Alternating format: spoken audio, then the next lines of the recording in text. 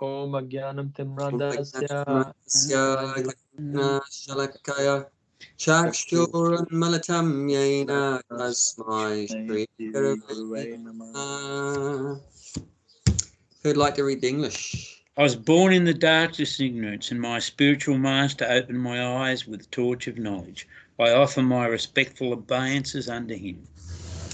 Shri Prabhupada Ki Jai. Jai. Okay, so we're continuing our reading of Bhagavad Gita from the 7th chapter, which has the title. What's the title? 11th, right? Yeah, no, the title of the chapter. Oh, This is a quiz. it's knowledge of the absolute. Yes, knowledge of the absolute. Yeah, and we're up to text 10. Yeah. Text 10. So in this section, Krishna is giving us knowledge about his energies, the energies of the absolute truth, the different energies, by which, if we perceiving these energies, we can realize the absolute, we can realize Krishna. Although, like I've been saying, we can't at this stage see Krishna in his spiritual form. We're not pure enough, we're not qualified enough to see his beautiful Shyamasundar blue form playing the flute, attracting the hearts of the gopis and everything. But we can see perceive through our different senses his energies, which are everywhere. So what energies, what are some examples of some energies we've covered in the last few verses? Anything that you remember that we've talked about in previous weeks, some of his energies? Do you mean like intelligence? No, it's like a water, everything. Yeah, he's giving us the intelligence, that's his energy. So in the water, the taste of the water. Taste of the water, yeah. The taste of the pure taste of water. And one that I remember is the light of the sun and the light of the moon. Light of the sun, the light of the moon, that's his energy. Yeah. Smell of the flowers. Yeah, that's right. The smell or the fragrance of flowers. Whenever you smell a flower, you can remember that this is Krishna's energy. This beautiful smell, this lovely fragrance, that's Krishna's energy. Yeah, nice. Okay, so let's see which energies Krishna's talking about today. In text 10. Bijam mam sarva bhutanam. Bijamam sarvabhutanam. Vidhi partha sanatanam. Vidhi partha sanatanam. Buddhir buddhimatam asmi. Buddhimatam Buddhirmam Tejasvinam aham. Tejasvinam aham. Okay, gentlemen, you want to have a go? Bijamam sarvabhutanam. Bijamam sarvabhutanam. Vidipatha samatanam. Vidipatha sanatanam. Buddhimatam asmi. Buddhimatam asmi. Tejasvinam aham. Tejasvinam aham. Very good. Gulshan, you're on. Yeah. Bijamam sarvabhutanam. Bijamam sarvabhutanam. Vidipartha sanatanam. Vidipatha sanatanam. Buddhi matasmi. Buddhimatam asmi.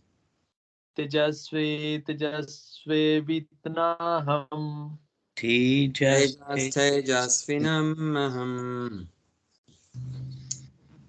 Okay, Bob, would you like to read the translation, please? O son of Pratha, know that I am the original scene of all existences, the intelligence of the intelligent, and the prowess of all powerful men.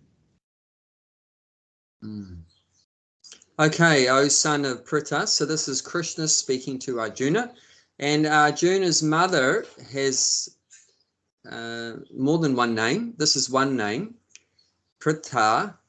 So that's why one of Arjuna's names is Partha. Partha. One of Arjuna's names. Yeah, one of Arjuna's names is Partha.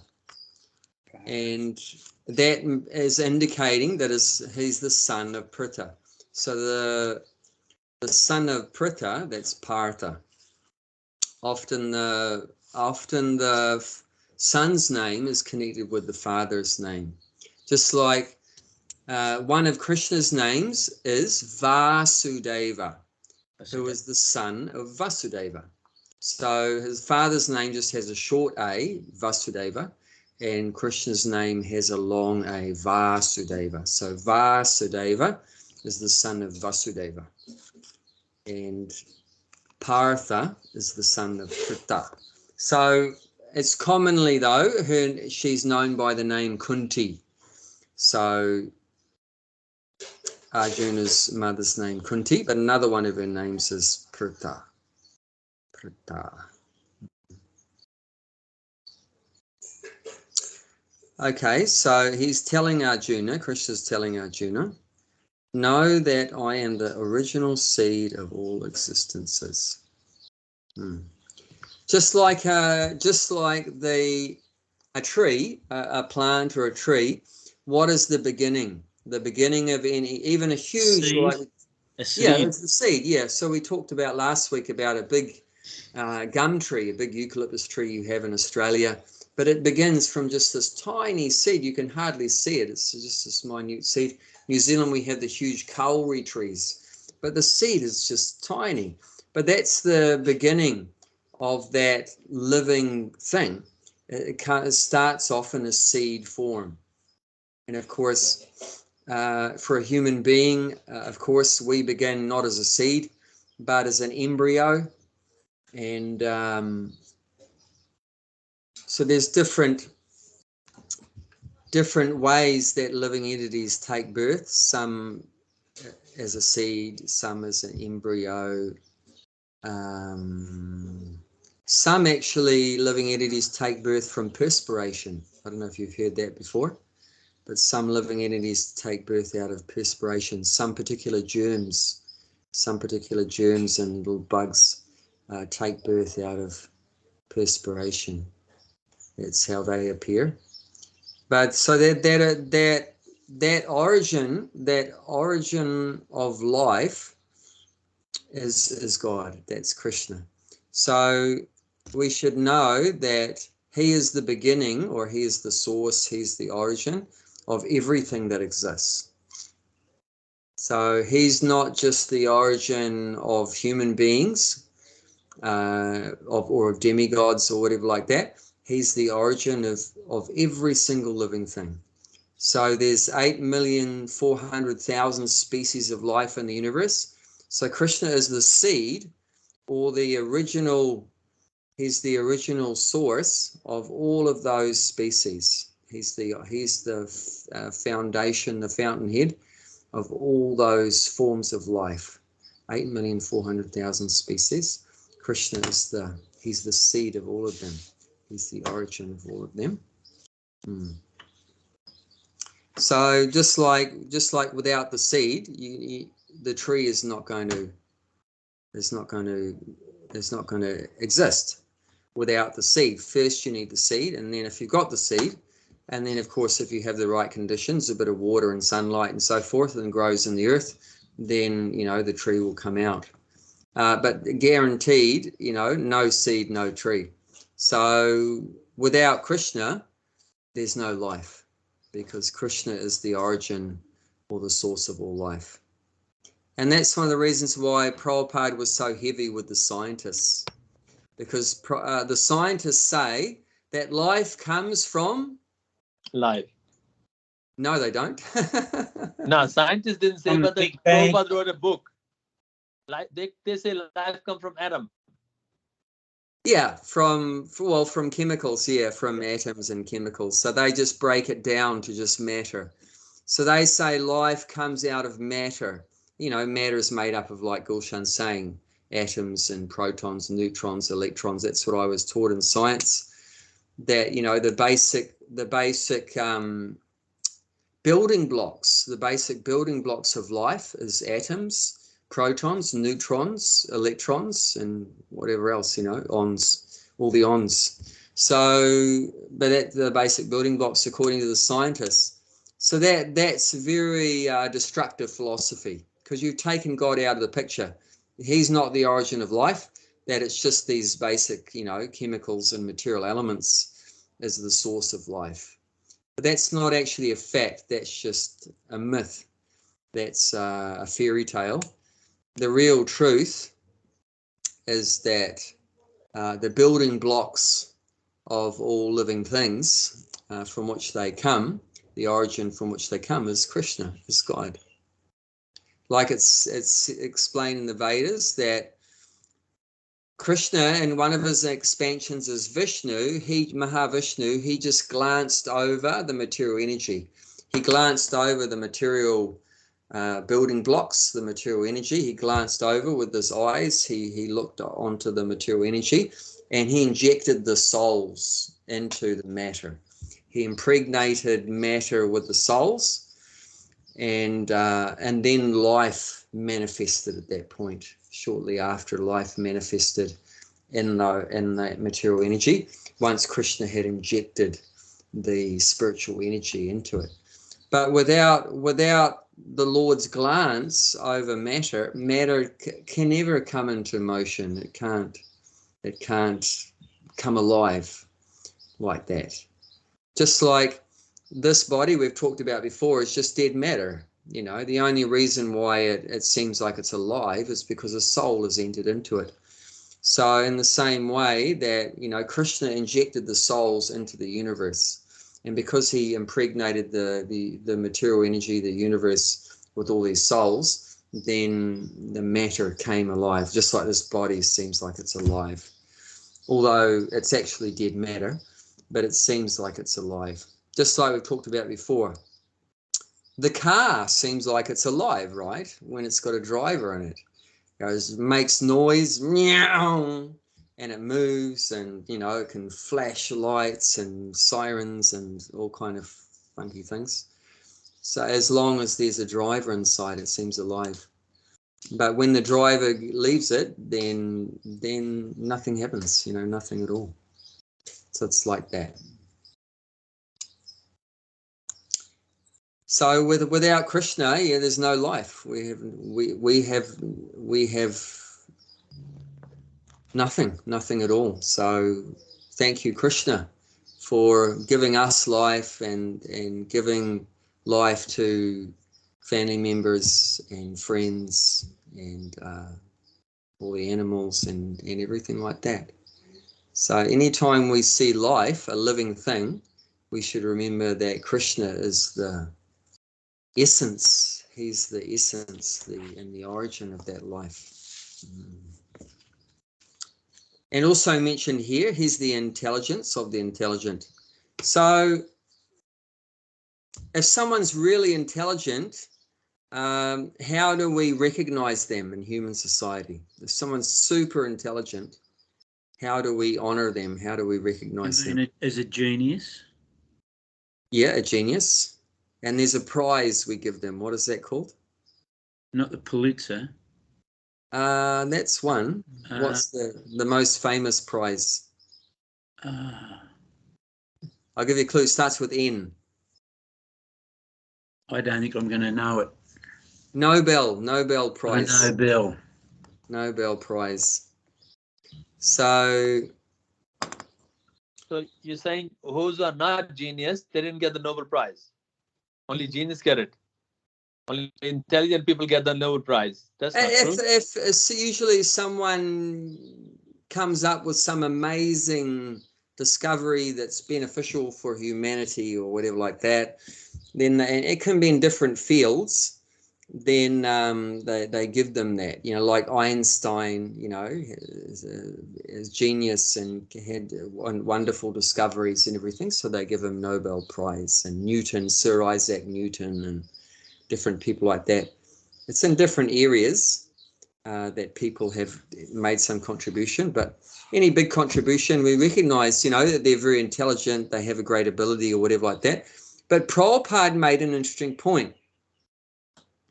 We give all credit to someone that has a great brain, you know, someone that has a great brain, they're very intelligent, we give them credit, right? And give them prize, like Nobel Prize. However, no one thinks that what is that brain that made all these incredible brains, isn't it? Yeah. You know, we give credit to the brain of Einstein, to the brain of Newton, but we never think that, what about the brain that created all these brains? What kind of brain created Newton's brain and Einstein's brain and all these incredible, you know, Mozart's brain and like that Leonardo da Vinci's brain and, you know, whatever, artists and musicians and like that, who created all the, what kind of brain it is that created all these brains. So Prabhupada said, we as devotees give credit to the brain that created all these brains, isn't it? Just what kind of, can't imagine what kind of brain it is that created all these intelligent brains. It's an interesting concept because, as you know, quite often children are accredited with being geniuses, as you know, right? Yeah. So, but where I'm going with this is, as you know, quite often when you get a knock on the head, your intelligence can diminish. And you've heard about people that have been in a coma and they've woken up and been able to speak a different language. The other day I saw where a fellow with normal intelligence had a hit on the head, and he became a genius. So you've got to wonder if it's already implanted in you. Krishna just lets you have it if you deserve it. Good point. Good point. Actually, the intelligence and the mind is situated in the heart, not in the brain. There's a difference between the brain and the mind, and the brain and the intelligence. It's actually in the heart. So there's even cases, believe it or not, where inside certain people's head, the what do you call it, the cerebrum, you know, the brain cavity, the cerebrum, all this grey matter up here, left and right hemisphere, the cerebrum is completely empty. And in very rare cases, it's completely empty. No grey matter, no brain matter. And yet the person talks and communicates and does everything as a normal person would, with completely empty in his brain cavity, is nothing in there, and still functioning. So that also goes in line with what the Vedas say, that actually the mind, the intelligence, the whole subtle body and a false ego is situated in the heart. So what's happening? Well, what's the brain for then? The mind and intelligence is using the brain. So it's like the computer, part of the computer. But if the computer is broken, you know, then the operator can do things without the computer. You know what I'm saying? Just like I can use a computer to do some maths. You know, I can punch in some numbers, you know, 5 times 9, you know, like that, 45. So I can use a computer, but also I can do it in my own head. I don't even need the computer. You know what I'm saying? So the brain is just like the computer being used by the mind, by the intelligence. But if there's something wrong with it, then yeah, it can be done another way. Or sometimes, like you say, you know, he wasn't very brainy, but then he had an accident and he became more brainy. But yeah, that's not just because of the brain, but somehow the karma, the person's karma, you know, changed at that time. So, you know, karma can be changed. And sometimes we have a particular ability or whatever, and it's taken away, or sometimes you don't have an ability and it's given to you. So that can go both ways anytime. Someone can be not a musical kind of person, and suddenly all of a sudden they can become musical or artistic or in different abilities like that. So Krishna can give these things. We know in Arjuna's case, he was an amazing warrior, especially with the bow and the arrow. He was super excellent. No one compared to Arjuna with his bow fighting. But at a certain point, like when Krishna left, then Arjuna was deputed to protect Krishna's queens, to escort them from one place from Dwarka to another place. And some little small people, like pygmy people, stole them away from Arjuna's protection in his presence. And he couldn't do anything. He found himself like just hopeless, useless. And he couldn't protect, you know, Krishna's queens. And he said, well, what happened? Am I the same Arjuna? Is this the same Gandiva bow? What happened? And then he realized, oh, Krishna's taken it away. Krishna's given me this ability. We've read that in a previous one, that he's the ability in man. So he's given me the ability to use the bow and arrow. Now I don't need it anymore. He's taken it away. So sometimes it's like that. You know, there's a particular need for something, and you have a particular gift. And then at a certain point, you know, it might be taken away. But the point is, it doesn't belong to us. It's not ours. It's not my strength, my intelligence like that, my skills like that. It's given by God. It's God's gift, God's grace. So we should always be, you know, very humble and grateful for what we have. We should always be very grateful. And we take it for granted, you know, that, you know, I can walk and I can use my arms and I can see things and hear things and taste things. But as we see, some people it's taken away. You know, not everyone that has legs can walk.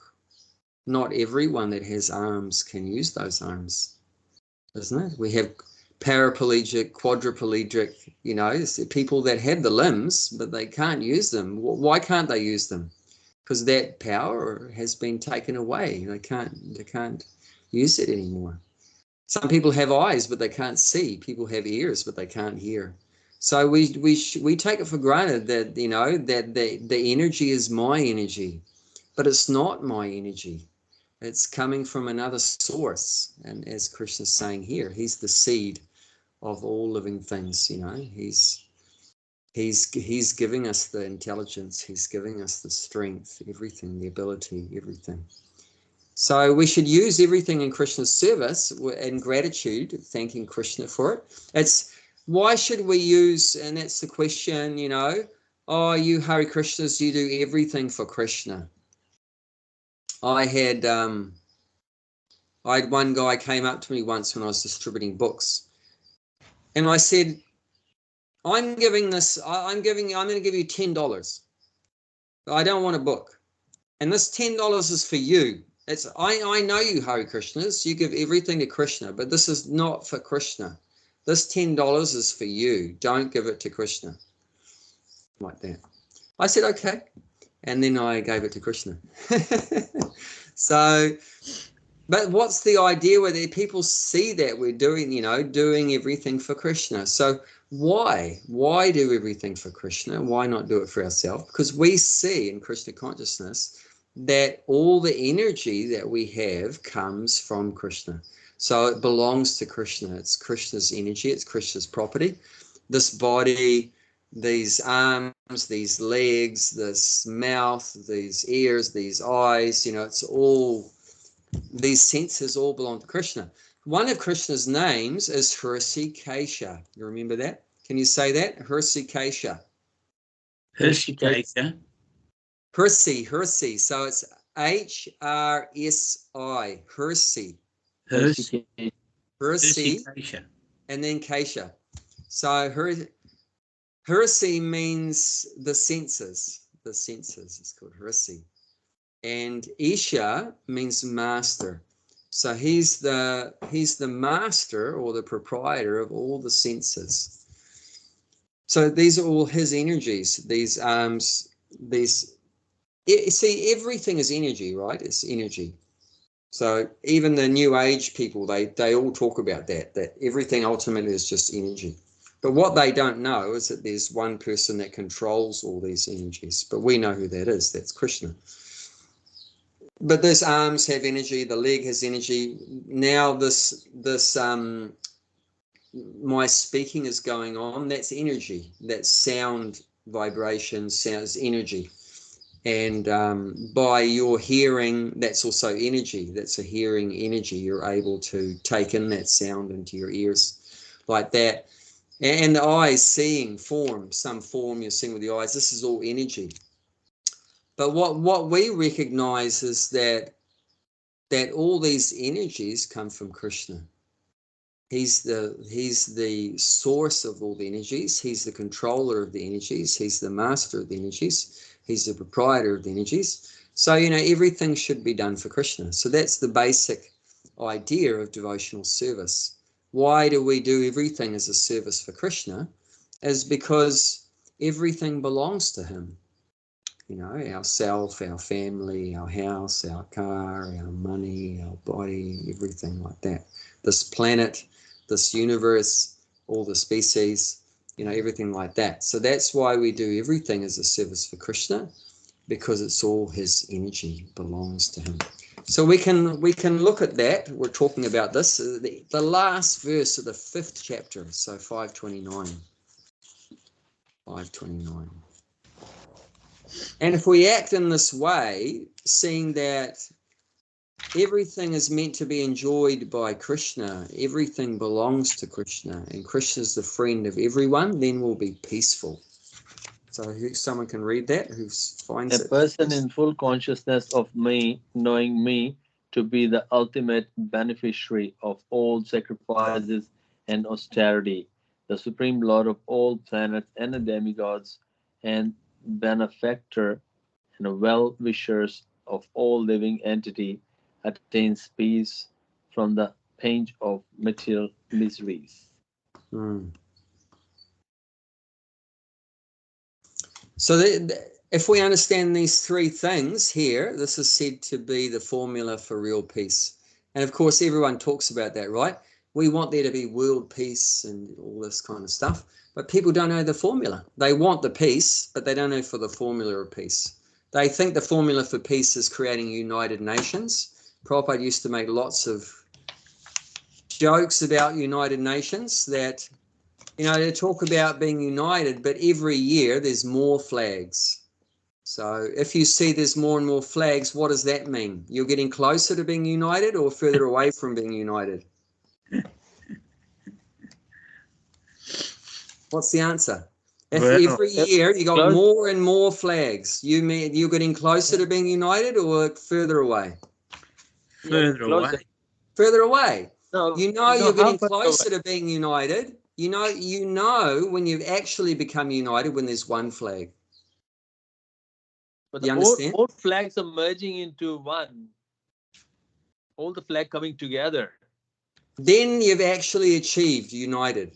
But United Nations, if you go to their headquarters, you can't count the number of flags. There's so many flags.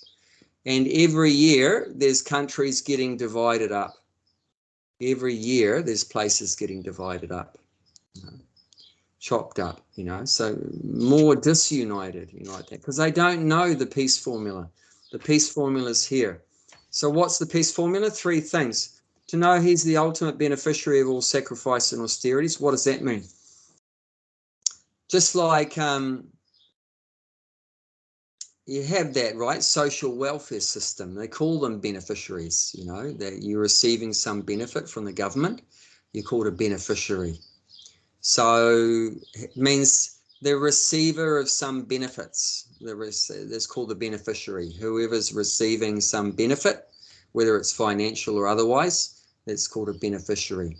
So Krishna should be the receiver. He should be receiving the benefit, the result of all of our activities. Was mentioned here sacrifices and austerities. So every action we do, all the work that we do, is actually a sacrifice. It's actually a sacrifice. That we're giving up something to do something else. It means like my being here talking to you is a sacrifice, because I could be sleeping now, or I could be eating now, but I've sacrificed that. I've given up. I've given up having the opportunity to have a sleep or eat or watch TV or go for a walk in the park. Celebrate your birthday. Celebrate my birthday. Like that, I've sacrificed. I've given up doing that to do something else. So all of our activities are kinds of sacrifices. But we're supposed to give up everything for pleasing Krishna. We sacrifice all other doing things for ourselves, and instead of doing it for me, I'm going to do it for you, Krishna. And that's love. So sacrifice is love. You know, why do you give up all your other activities to do something for your family? You know, because you love your family. Because you love your family, you go and work hard and make money because you love your family. You could be just enjoying, but you've sacrificed, you know, for the sake of your family. But the ultimate form of sacrifice, you know, giving up, is to give up everything else for the pleasure of God, for the pleasure of Krishna. And austerities, we've talked about that, you know, voluntarily doing something that's not easy, difficult. You know, like getting up early at the morning, 4 o'clock in the morning to go to Mangalarati at 4:30. That's an austerity. You know, giving 2 hours or so of our time to chant 16 rounds. You know, that's an austerity. It can be a little bit difficult to concentrate the mind. The mind says, no, I don't want to chant 16 rounds. I want to talk about other things or do other things. So, yeah, it's a bit difficult. Or, you know, giving up meat eating, intoxication, illicit sex, gambling. These are austerities. They're a bit difficult to do for someone that's habituated to doing it, that we were so used to doing these things. They were our habits, and then giving them up, it's a bit difficult. I mean, it's not an austerity for my wife to be a vegetarian because she's never eaten meat. You know, she's never had meat in her life. She's always been a vegetarian. So it's not an austerity for her to be a vegetarian. It would be an austerity for her to become a meat eater because, you know, she'd have to give up being a vegetarian. But for someone that's been habituated to, say, eating meat or drinking or whatever, like I've got one of my neighbours, he's habituated alcoholic. I just went to give him some birthday cakes for my birthday cake. And he lives in a caravan, a rundown caravan, and it's just beer cans everywhere. On the shelves, on the counters, on the floor, outside the caravan. There's just beer cans everywhere. So that would be an austerity for him to give up drinking. And I mentioned it to him. I said, you should just chant Hare Krishna and not drink all this beer. But he doesn't change, you know, because he's very stuck in these habits, you know. So it's difficult. It's difficult to change one's habits. It's an austerity. Would you call him a happy man?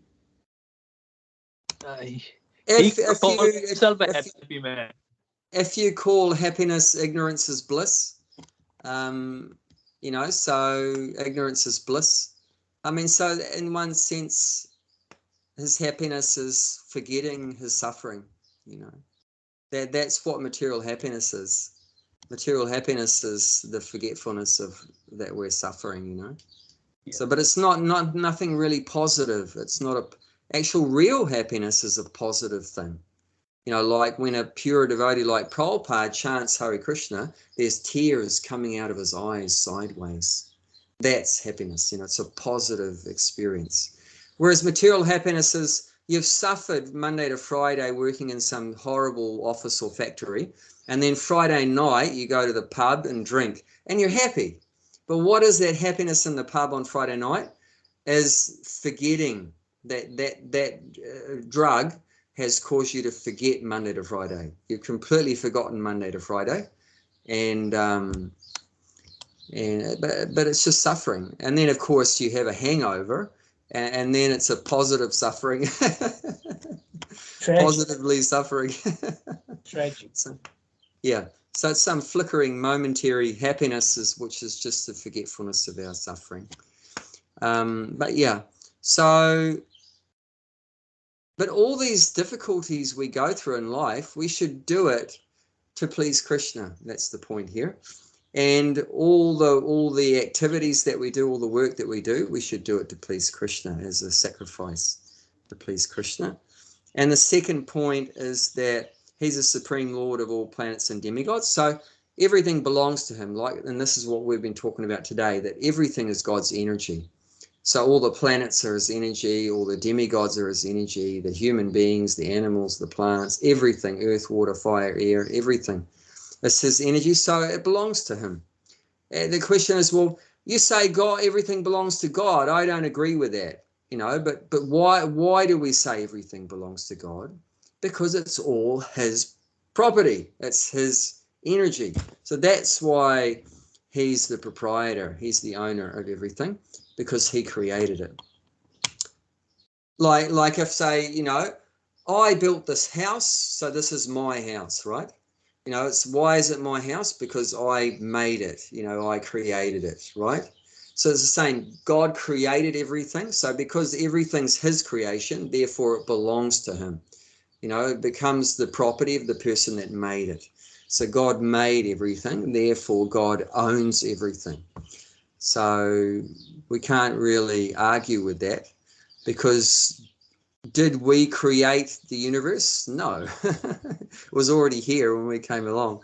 So it's actually said that aham eva sameva, this is from Srimad Bhagavatam, aham eva sameva gre nanyadyat sarasatpram paschadaham yaditachayova avasisyata soasmi aham. What that means is Krishna's saying here to Lord Brahma that I, the personality of Godhead, was existing before this creation when there was nothing but myself, nor was there this material nature, the cause of this creation.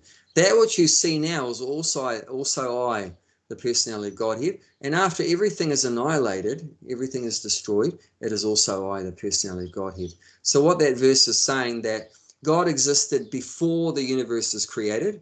He's existing during the creation while it's going on. And he's still existing after everything is destroyed.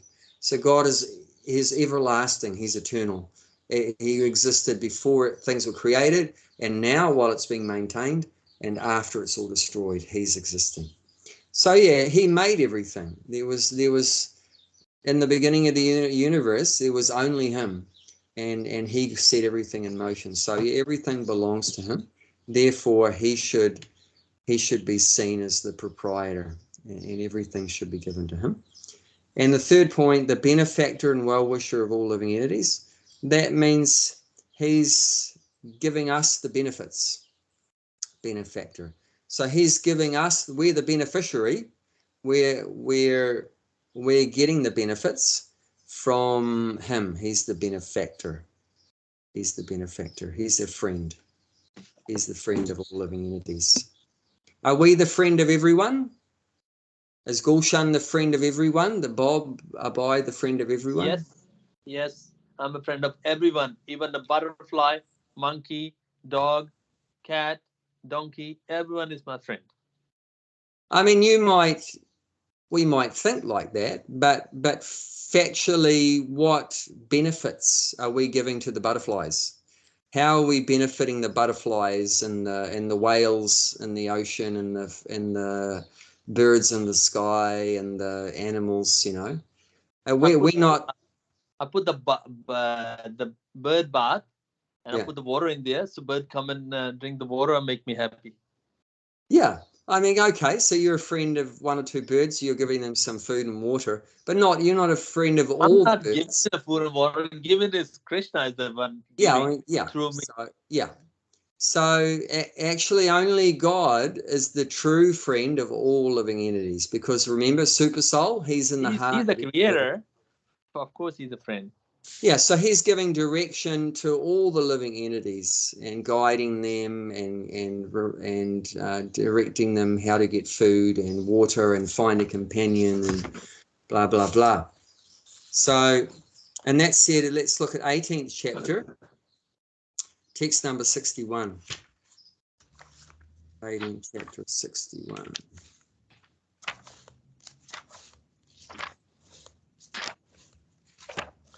The Supreme Lord is situated in everyone's heart, O Arjuna, and is directing the wandering of all living entity who are seated in as on a machine made of material energy.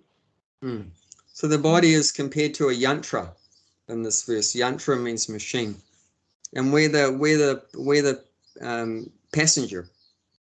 We're the passenger in the machine, and Krishna, the super soul, Ishvara, he's the driver. He's directing, giving direction to all of us. So we think, that I'm going left, I'm going right, I'm going straight ahead, but it's actually, without Krishna, you can't go anywhere. He's directing us, what to do, where to go, how to do it, everything. Everything is coming from Krishna. And why is he taking the trouble to do that? Why is he taking the trouble to... Because he loves us. He loves us. So he's our real friend. He's our real friend. We might have some sentimental feeling, I love everyone or whatever, but practically what are we doing? What are we doing? Not much. We struggle to look after ourselves and maybe one or two close associates, a few birds come to the bird bath or whatever, but we're very limited in what we can do. But Krishna is practically staying. He's practically staying with every living entity like that. So he loves us unconditionally. He's our friend unconditionally like that.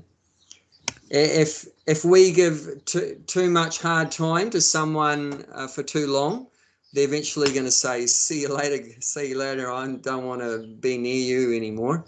Like that, get lost, or often it gets to the point of, I hate you, so I don't want to see you again. But Krishna never does that. His love is unconditional. His love is unconditional like that. So he's a true friend. So understanding these things that he's the enjoyer of all the activities that we do. God is the enjoyer of all the activities that we do. He's the owner of everything that exists, and he's the friend of everyone that exists. And knowing those three things, then we become peaceful. Then we'll become at peace. Otherwise, always be in anxiety. If we think we are the enjoyer of all the activities that we do, we're going to be in anxiety. Going to be in anxiety. If we think that everything belongs to us, we're going to be in anxiety. If we think that we're the friend of everyone, then we're going to be in anxiety. Because this is false. This is completely false. We're living an illusion if we think like that. But the real truth is Krishna's the enjoyer of all of our activities, and he's the owner of everything, the proprietor, and he's the friend. He's the friend of everyone. So that was that point why I took you to that verse, was that peace formula, because everything belongs to him. That's why everything should be used for him. So I was saying all the senses. So all the senses, he's the master of the senses, because he created the senses. He created the body, he created the senses. So we should use the senses for his pleasure. Just like now, we're trying to talk, about Krishna's glories, because the tongue belongs to him. So we should use the tongue. So it says the tongue does two things. What does the tongue do? Two functions. Talk and eat. Talk and eat. So we should talk for Krishna and eat for Krishna. So, if you only eat food that's offered to Krishna, then you're eating for Krishna. And if you talk about Krishna, or we chant Hare Krishna, and we also talk about Krishna, the philosophy, so that's using your tongue for Krishna. And the ears, we just hear about Krishna. We're chanting Hare Krishna and we listen to that. We listen with our ears. So then you're using the two senses. You're using your tongue, Hare Krishna, Krishna Krishna, Hare Hare, and you're using your ears for Krishna, hearing those vibrations, or someone else is talking about Bhagavad Gita or whatever. And you use your eyes for Krishna. How can you use your eyes for Krishna? Just to read Bhagavad Gita, Bhagavatam. Yeah, look at the deity as well. Deity, Yep, yeah. those are true. Radha Gokulananda, you have some nice pictures. Decorating the deities. Yep, use your eyes like that. Even use your eyes to see the devotees. We should be very happy to see the devotees. Is the perfection of the eyes. And We see need one eyes for everything, cooking the prasadam, everything. Yeah, so to serve Krishna, we need the eyes. That's very useful. So although there have been some blind devotees, so I mean, you don't have to have eyes, but I mean, if we've got the eyes, then definitely we should use them in Krishna's service. There's one devotee of Krishna was named as Surdas. Yeah, I was thinking about him. Yeah, he comes to the temple, but he was blind. And then one day that the priest told him, why do you bother even coming there? You couldn't even walk in the steps, and you can just trip it over again and again, and you coming there. Why do you can't even see? Why do you come here? He said, yeah, I can't see, but Krishna can see. Who's my devotee coming? I can't see, but Krishna can. He can see, is my devotee Surdas coming or not? Yeah, that's an interesting point. Yeah. I mean, we call that process of going to the temple, we call that darshan. We're going to the temple for darshan, right? Darshan means seeing. It's Sanskrit for seeing, darshan. So many Indians will talk like that. We're going for darshan. But the point is, what you've brought up here, is who is seeing who? Krishna so is who seeing. Is the seer? You have a seer and the seen. So S-E-E-N, seen, and the seer, S-E-E-R. So who is the seer and who is being seen? Are we the seer?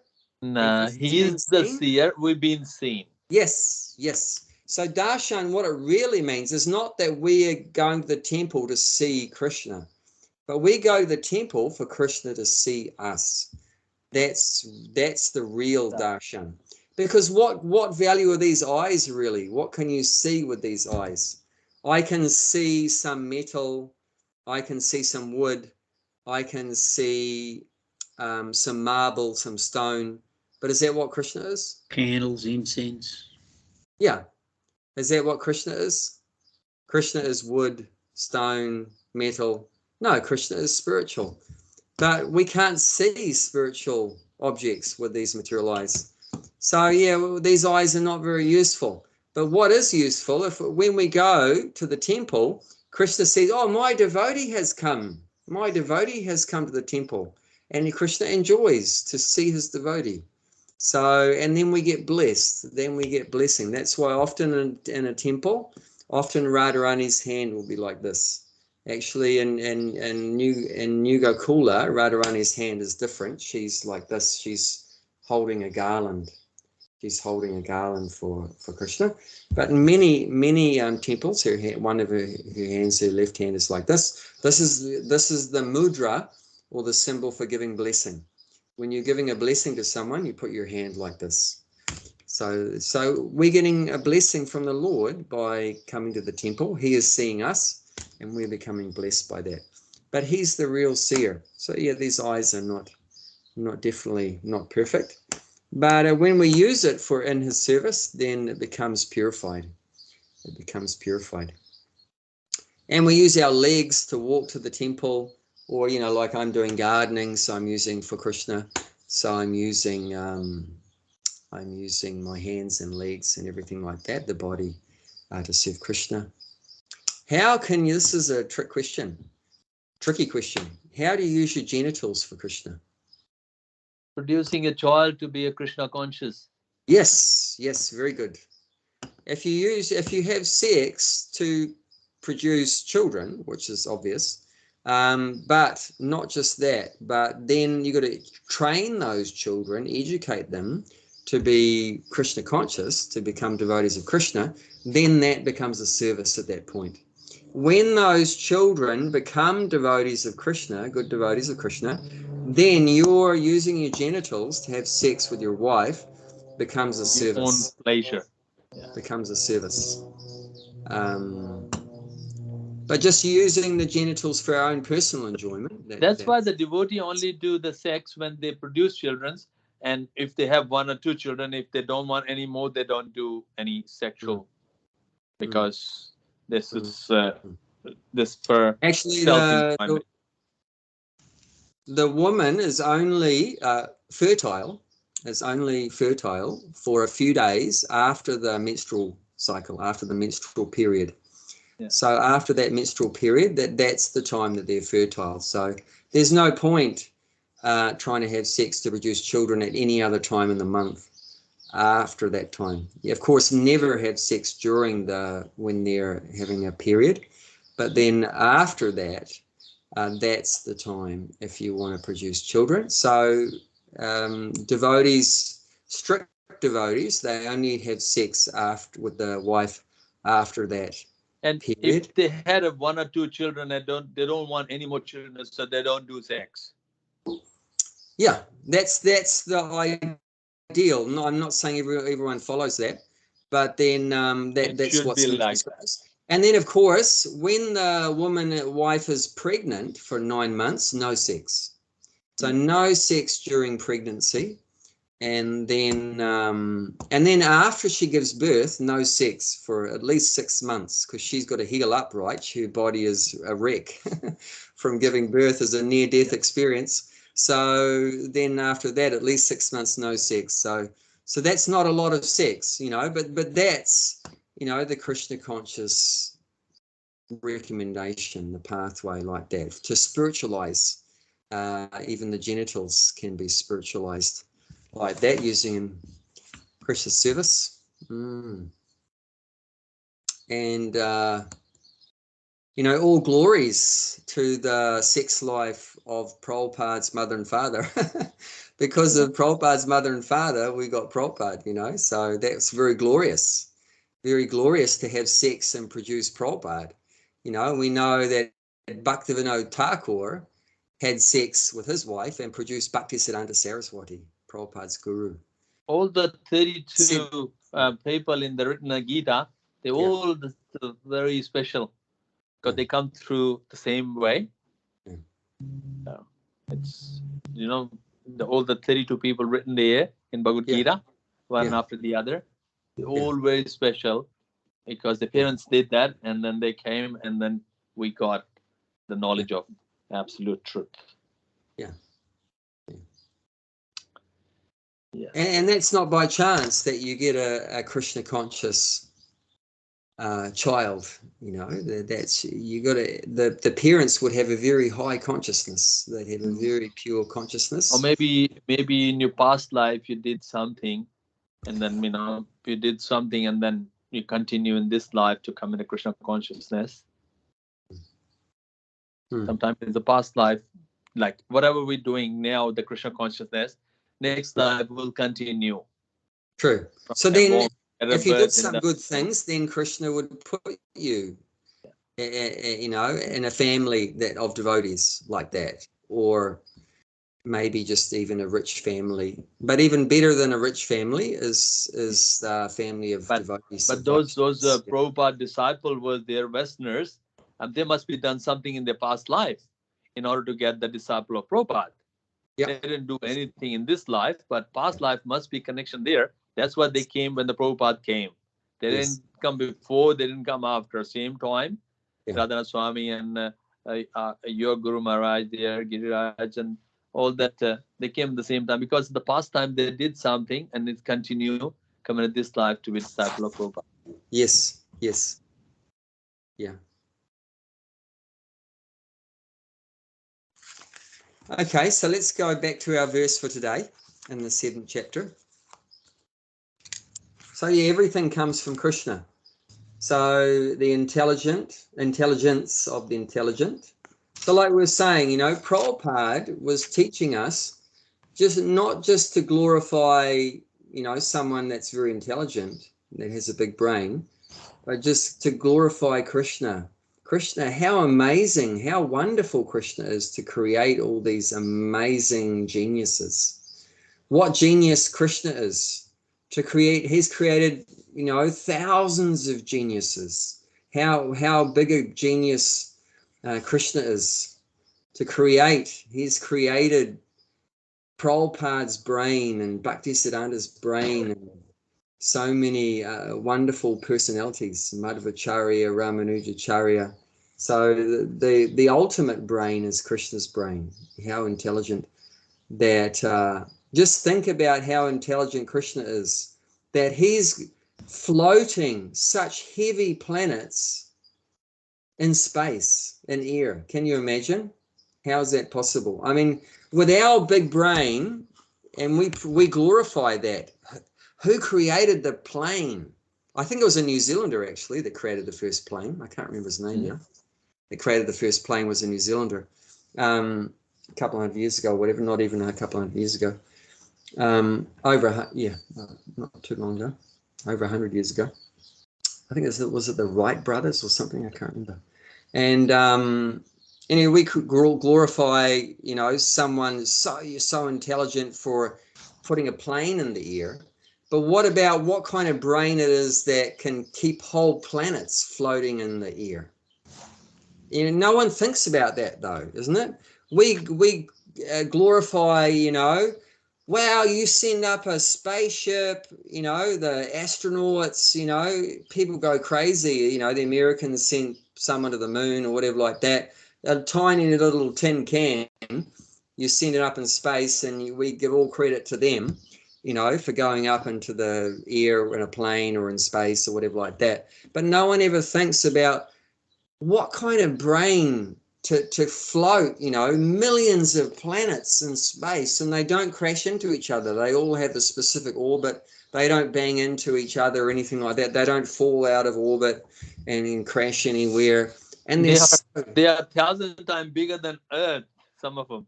Some of them are, thousands. Earth is the smallest one, I think. Times bigger.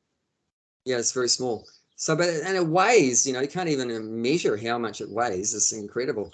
But, but that's Krishna's brain, that with his intelligence, he can make planets, float in space without banging into each other. So that's what we should be thinking about, not just seeing the energy by itself. And that's what I'm trying to explain to you guys. Don't just see someone's very strong, but see, where does that strength come from? Someone's very intelligent, but you got to see, where does that intelligence come from? This water is delicious, but where does that taste come from? This flower has such a good smell, but where does that smell come from? So what Krishna's trying to teach us here in this part of the Gita is you got to connect the dots. Don't just see what's right in front of your face, but see what's behind it. Does that make sense? What's the source? What's the source of what you're seeing? There's something behind it. It's not just automatic. That's why we're so dull-brained in Kali Yuga. We just think it's all automatic. The smell of the rose is automatic. The taste of the water is automatic. It's automatic that you can, lift, 40 kgs. It's automatic that you can count, count to 100, and, it's just all automatic. No, it's not automatic. There's person behind it all. That's what Krishna's trying to help us to understand here. Just thinking it's about not automatic. The sun comes up, on the east in the morning and goes down on the west in the evening, and then when there's no sunlight, it's automatic that there's moonlight. It's not automatic. And there's an intelligent person behind all of these things. So that's what we should, be always thinking about.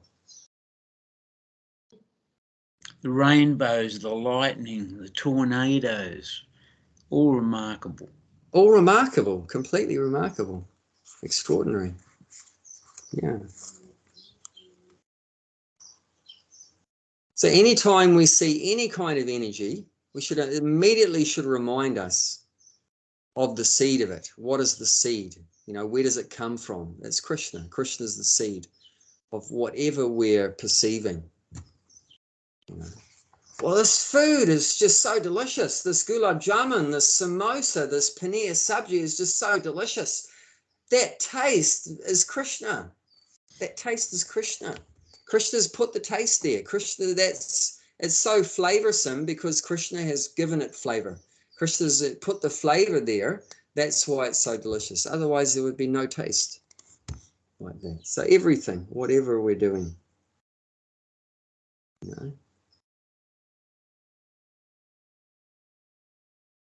You see the peacocks at the farm. Wow, Krishna is just the supreme artist. He has designed this beautiful peacock. This is such a work of art. So amazing. I mean, how could it just come by chance? A bunch of chemicals just come together and randomly, and then out comes a peacock. Give me a break. That's ridiculous. If we are not a body, we are a soul. If we see something, which means we've seen Krishna's creation, like Krishna is seeing Krishna. Yes. So what are we doing here? Krishna sees Krishna. Krishna eats. Krishna follows that. Krishna does everything. We are the part and parcel of that. We're not a body. Yeah, so everything is an expansion of Krishna, his energy. But the thing is, why? The question is, why does Krishna expand himself into so many energies, multi-energies? Because then Krishna can enjoy with those varieties. Like they say, variety is the spice of life. And there's another saying, variety is the mother of enjoyment. So Krishna has expanded himself into all these different energies to enjoy that variety. So that's why we exist. We exist to have a relationship with Krishna. And everything exists to give pleasure to Krishna. Like we just read, that he's the enjoyer of everything. So everything is meant for his enjoyment. Like that. That's why all these varieties are there. But yeah, ultimately it's true. Krishna's enjoying with himself. Mm-hmm. Why are we sticking our nose in between? Let the Krishna enjoy. But we're also one of Krishna's energies. So we're not supposed to. We shouldn't get in the way of his enjoyment. Body. Yeah, but even the material body is his energy. But we shouldn't get in the way of Krishna's enjoyment, but we should assist Krishna's enjoyment. Yes. That's our purpose, is to facilitate or help or assist, Krishna's pleasure. Not to be an obstacle for Krishna's pleasure and try to be a false Krishna and get in the way like that. One devotee, he distributed 700 big books in one day, like sold on the street, 700. And devotees were incredulous and when they heard that and said, how did you do it? What's the secret? How did you distribute so many books? And what he said was very short statement and very profound. He said, I just tried not to get in the way. That's what he said. I just tried not to get in the way. Interesting, isn't it? Yeah. So my take on that, and what does he mean? What gets not to get in the way? What gets in the way is our false ego. We think I'm doing it. You know, I'm in control. You know, it's my ability. I can sell and the books and everything like that. I'm talking and everything. But no, when you see yourself as an instrument, that this is Krishna's energy working, and you know, to do this. It's not me, it's Krishna. I'm just the vehicle, I'm just the instrument, the puppet. It's Krishna's energy working. Then it can flow. Then the amazing things can happen. Like Prabhupada wrote 70 books in 10 years. It's unheard of. And at an old age too, not at a young age. And traveled the world like 10 times, established 108 temples. You know, how is that possible? It's just Krishna's energy working through. Like Arjuna being so amazing with the bow, you know, it's Krishna's energy. So when you surrender to Krishna, Krishna, I'm yours. You do with me what you like. Then Krishna can work through us so nicely. But if we think I'm in control, I'm the enjoyer, it's for my pleasure and everything, then you become like a obstacle. Then we're like a broken instrument, a broken instrument like that. So, but yeah, amazing things can be done. Amazing thing if we let God's energy flow through us very nicely.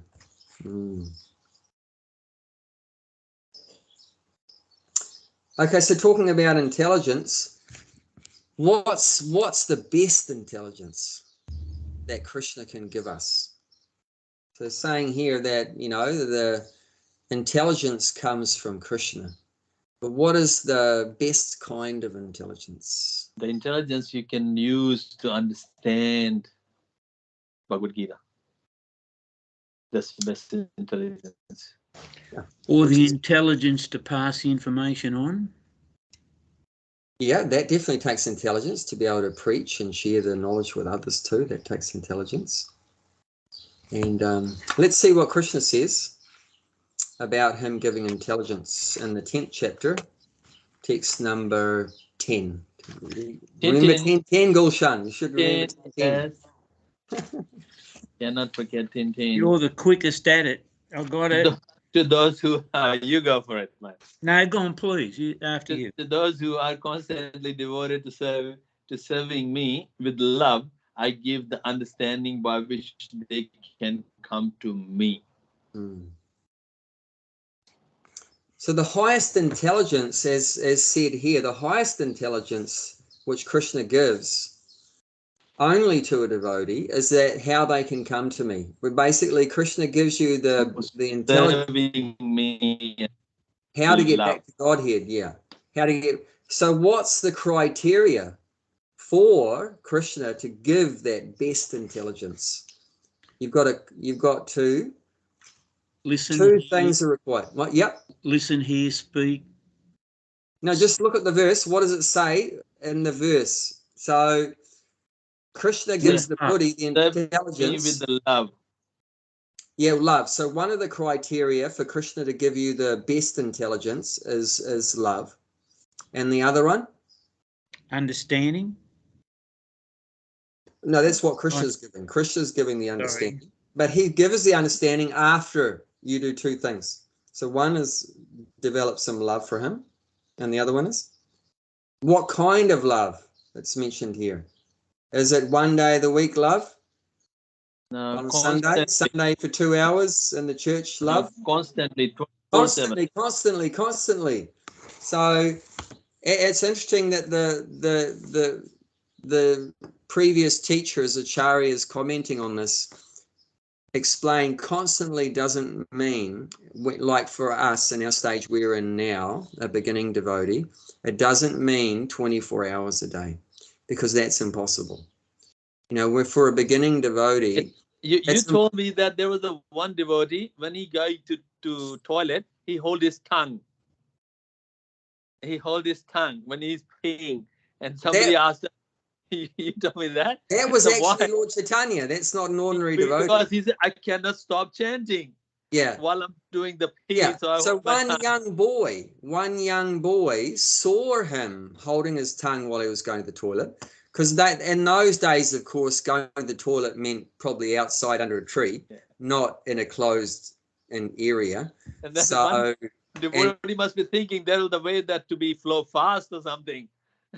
So the boy asked Lord Chaitanya afterwards, why were you holding your tongue while you're going to the toilet? He said, well, it's such a dirty activity. I didn't want to chant the pure name while I'm doing some dirty business. So, but the boy very intelligently said that, what if you die when you're going to the toilet? Then you won't be chanting, and then that's not very auspicious.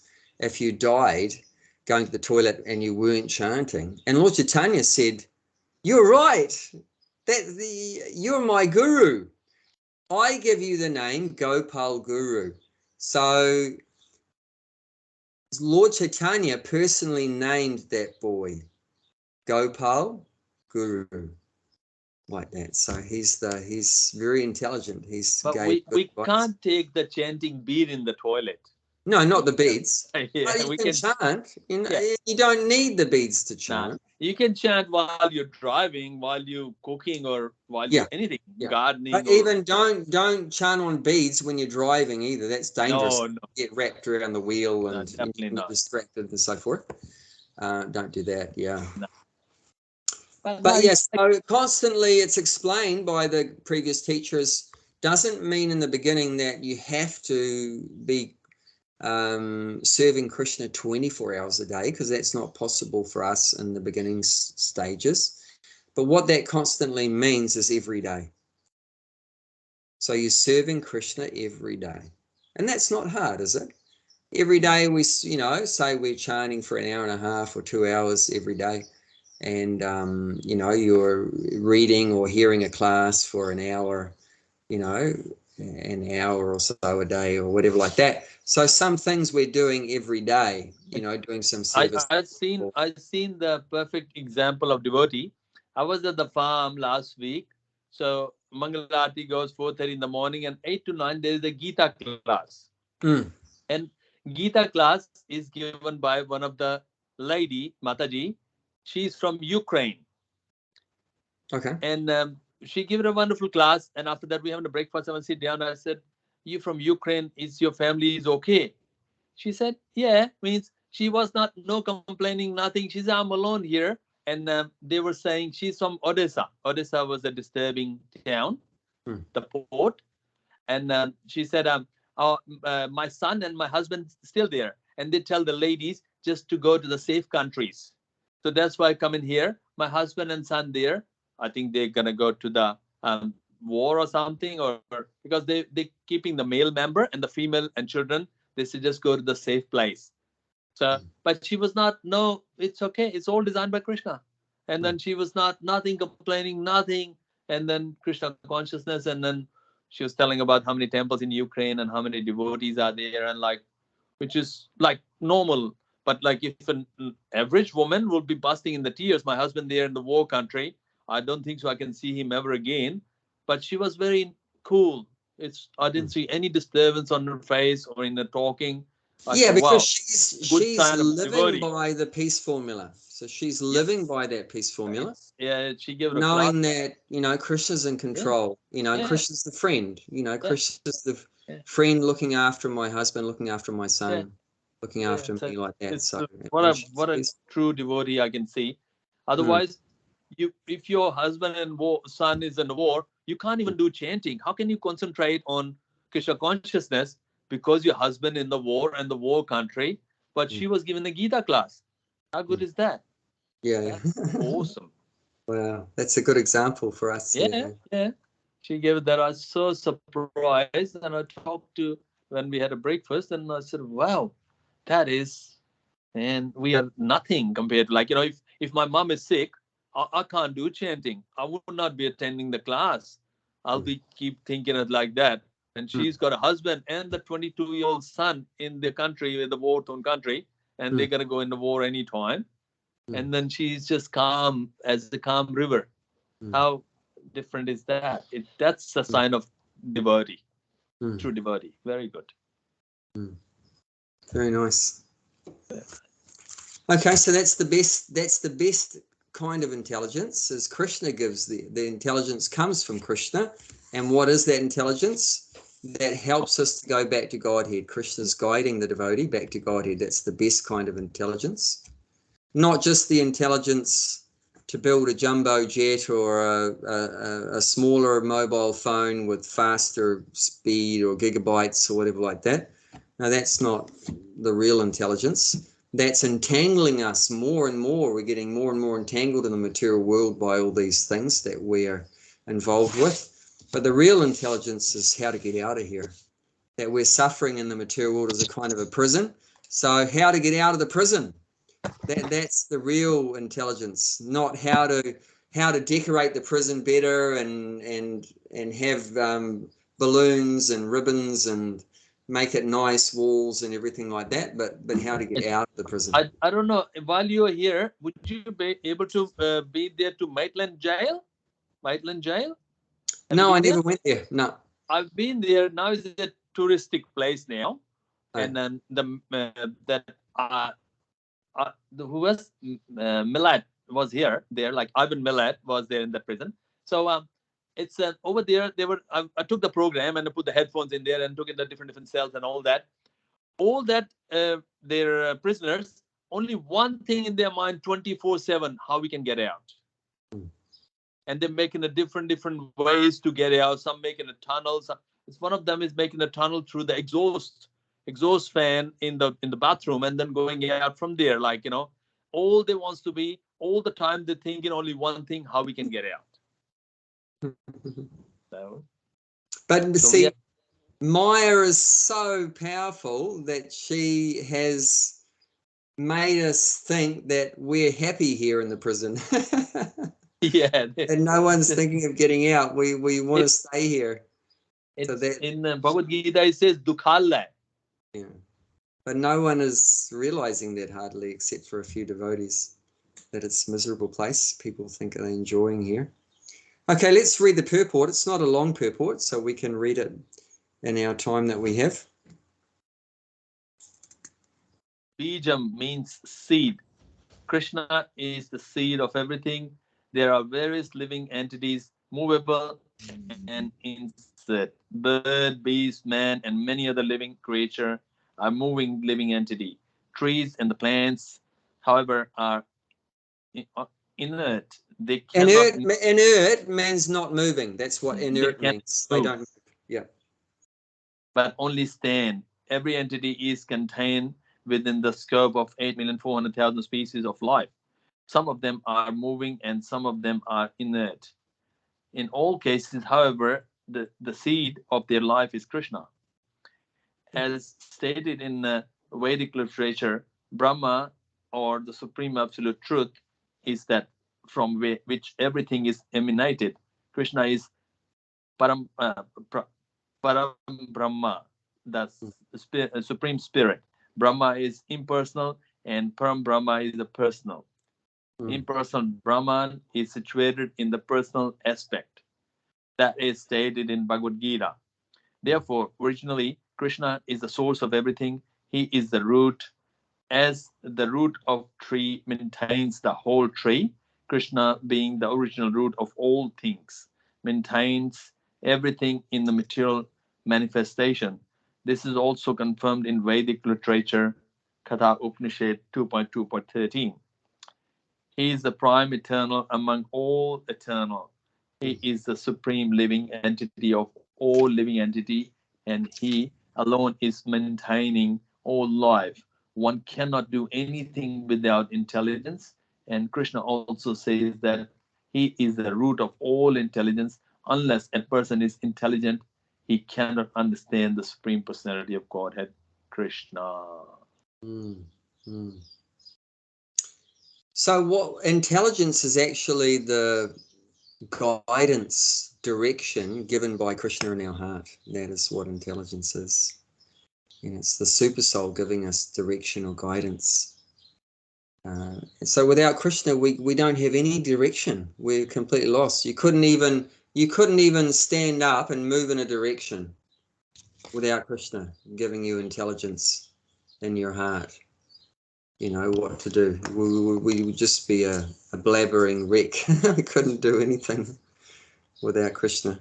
So it's saying here that the impersonal Brahman is situated in the personal aspect. That is stated in Bhagavad Gita. So where is that stated in Bhagavad Gita? That's 14th chapter. So let's have a quick look at that. 14th chapter, text 27. 14:27, you said? Yeah, I think it's the last verse of the chapter. Yeah. 14:27. And I am the basis of impersonal Brahman, which is immortal, imperishable, and eternal, and is the constitutional position of ultimate happiness.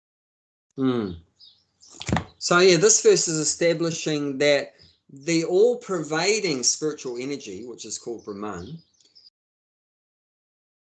is that Krishna is the source of that.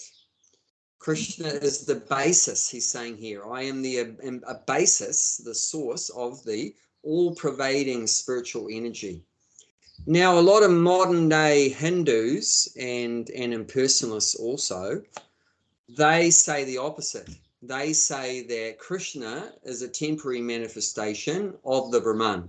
They say that the Brahman is the basis, and whenever there's an avatar incarnation in the material world, Krishna or Rama, Nrsimha, Varaha, Vamana, they say they're all manifestations from the Brahman.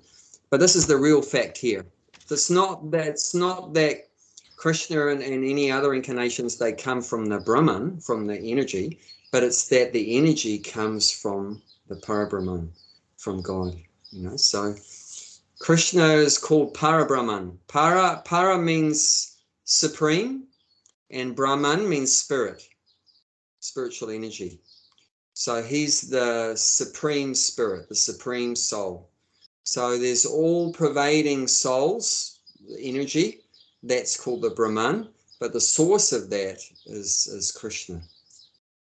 So we know from Brahma Samhita that the light that comes from Krishna's body is the Brahman. So that's the source of the Brahman, is the radiance coming out of Krishna's body, the effulgence coming out of Krishna's body, which goes everywhere in the spiritual world and the material world. That's the building blocks of everywhere in the creation is the Brahman, and the source of that is from Krishna himself. His own body is radiant. Just like the sunlight, right? The sunlight, where does that come from? Comes from the sun planet. And not just the sun planet, but it's actually the radiance coming from the sun god. So the controller of the sun is the sun god, Vivishwan. So he is the source of that light, without that sunlight. You can't have any sunlight without the sun god. If the sunlight was to say, see you later, I'm leaving this universe, then it would be all dark, you know, no more light, you know, because that light is depending on him. There won't be any plants or any plantation. All life, even modern science agrees that all life in the universe is depending on the sunlight. That's the source of energy. And what they don't know, though, is that the sun depends on Krishna.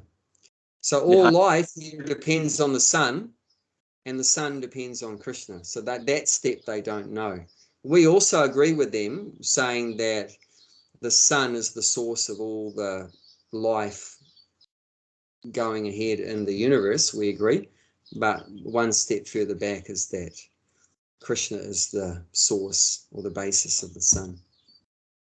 So in the same way that the sun god is the basis of the sunlight, so in the same way that the spiritual light, the Brahman, the basis of that is Krishna, not the other way around.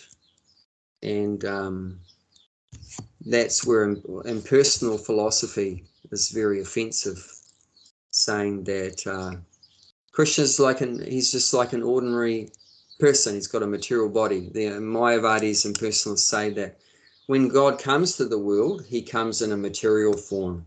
But that's not true. That's offensive to think like that. Actually, when God comes to the material world, he comes in his original spiritual form, Satchitananda. He comes in his original form, which is eternal, full of knowledge and bliss, like that. He doesn't come in a material form. So he doesn't take birth like an ordinary human being, and he doesn't die like an ordinary human being. And he performs many superhuman activities that no human being can do. Like Krishna lifted mountains and did so many amazing things like that. So these are the real facts here. The Brahman. So yeah, all energy comes from Krishna.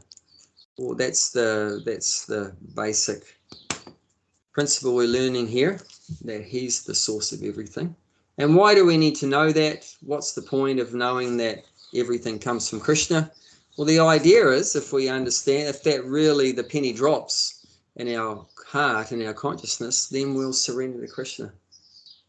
There's nothing except for Krishna, so I surrender, I'm yours. There's no real choice actually when you realize that. There's nowhere to go. Where are you going to run away and escape Krishna and get away from Krishna? Everything is Krishna. But the good thing also, why would you want to run away from Krishna? It's not that he's some evil controller that's exploiting and abusing us. No, he loves us. It's not that. Sometimes Christians present God as some evil kind of person, right? And if you make the wrong move, he sends down fire and brimstone, his eternal damnation and all this kind of stuff. And a lot of people hearing that think, well, I don't really want to serve him, or love him. He's just some old man that's, enjoys punishing people and things like that. But that's actually not a true, image of what God's actually like. One thing, he's not an old man. He's actually eternally young. Navayovana means always youthful. And he has a very compassionate, loving nature. And he's our friend. He wants to enter into a loving relationship with us. So when we understand these things, then naturally, and he's everything, everywhere. So we surrender like that. And then that's how a devotional service can really develop in someone in a very deep way, when we have that full knowledge that there's nothing other than Krishna. Then that's really when full surrender will develop, full surrender will take place. So it's important having that full knowledge, because if we in ignorance we just think, oh, it's nice. It's nice to serve Krishna sometimes. Like that makes me feel good, or whatever like that. But that's not enough. Not enough to make us serious. Constantly. So it's simple. Yeah, that constantly will come when we realize how important Krishna is in our life. That he's essential for everything. Like we're hearing here. Krishna is essential for our intelligence to work. Krishna is essential for our strength to work. He's essential for the water to exist. He's essential for the fire to exist. He's essential for the sun to exist. He's essential for all life to exist. And then when you have all that knowledge, that Krishna's in every single part of our life, from beginning to end, morning till night, that he's essential, nothing will be there without him. Then at that point, then our relationship with Krishna can go up to another level. Does that make sense? Sure. Yeah. Same like the newborn, when the mother look after like a 24/7. It's all the time. It's got to be on that newborn baby when he wakes, when he's in need of feed, when he need to change, like nursing that like 24/7. So that's true. Understand. Good. That's great. Krishna give it intelligence. He was a bit slow giving it to me, but now I'm feeling I'm getting something. Never too late. Look, the thing is, No, you are. I mean, because you've stuck, like even though we're not physically together very much, but you know, you've stuck with these soul searching sessions. So that's a great credit that you have it's one good intelligence to appreciate the importance of that. Yeah, Krishna consciousness. One good thing about that, no matter which country you're from, no matter what religion or caste or color you're from, no matter what age you're from, you can do bhakti in any time and any age and anywhere. How good is that? You don't need any qualification. If you want to study medicine, you have to do a good grade in the high school. Then you have to be entrance exam for that. Maybe you qualify. Then you do medicine, become a doctor or engineer. You have to do certain things. But this one, no qualification at all. Anyone can do it. Anytime can do it. How good is that? Yeah. Yeah. And you know, to your credit for you all, that you've sacrificed, you know, your time. Like I said, you could be doing something else for this hour and a half. But not only sacrifice voluntarily. Yeah, voluntarily. So that some love is there, you know, some good intelligence. Gopi's love was voluntarily to Krishna. The Gopi's love was unconditional love to Krishna. That was the main love. Yeah. we are hoping for, aiming for that. If we get